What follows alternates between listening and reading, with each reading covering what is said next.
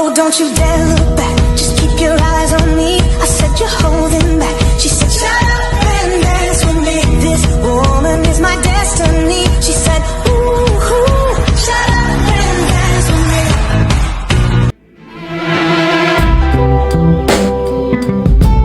Yeah, yeah.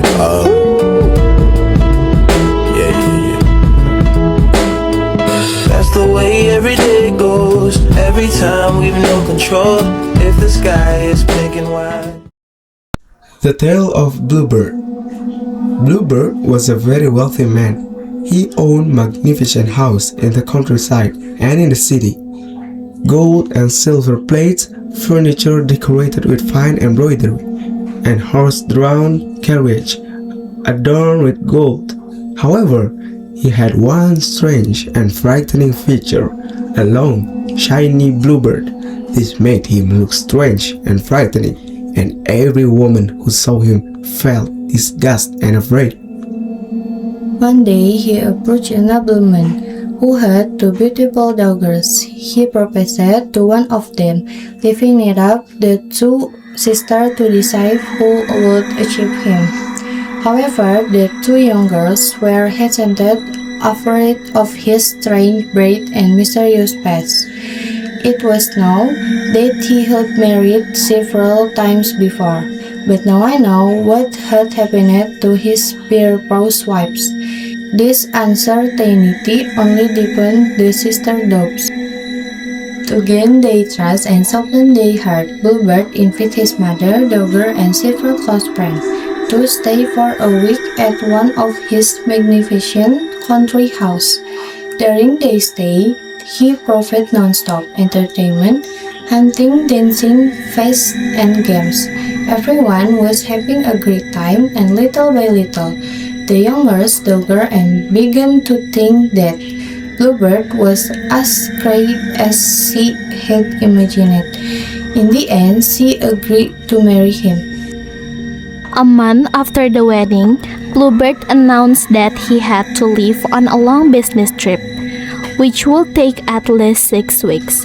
Before leaving, he gave his wife a set of keys to every room and treasure chest in the house. The storeroom, the room containing gold and jewels, and the magnificent bedrooms. However, he sternly warned her never to open the small closet at the end of the long hallway on the ground floor.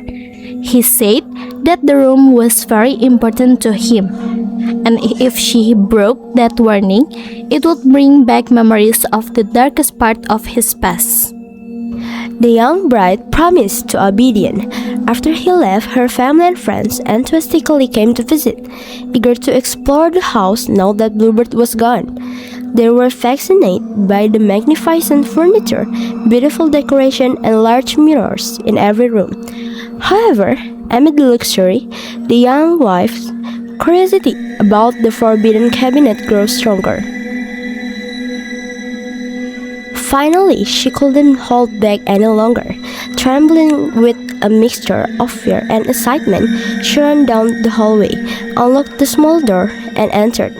With horror, the sight inside made her blood run cold.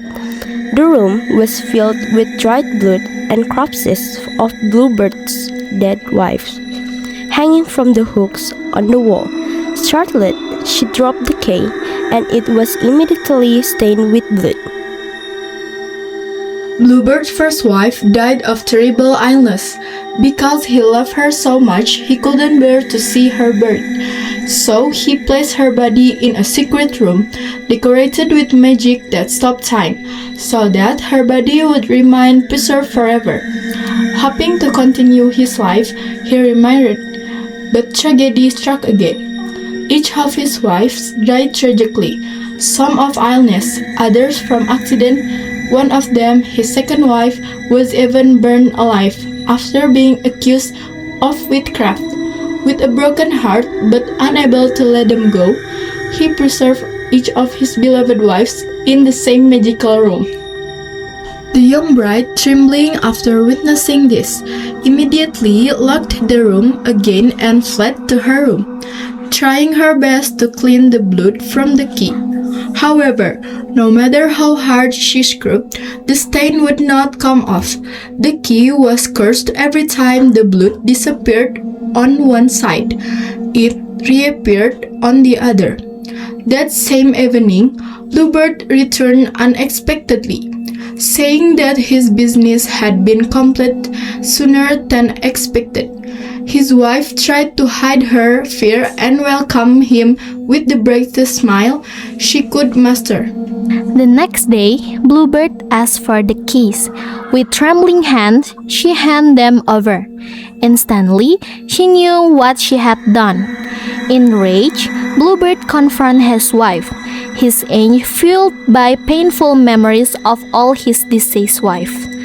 Terrified, the young wife fled to the tower, calling out to her sister Anna. "Anna, my sister, did you see anyone coming?"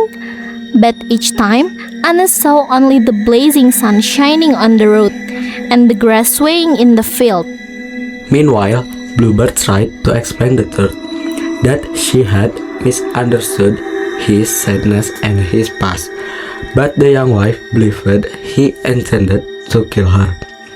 As Bluebird approached and he finally saw dust flying in the distance, two horsemen were rushing toward the house. They were her brothers who had promised to visit. They burst in just as Bluebird reached his wife, fought with him, and slashed him, killing him. The young wife survived.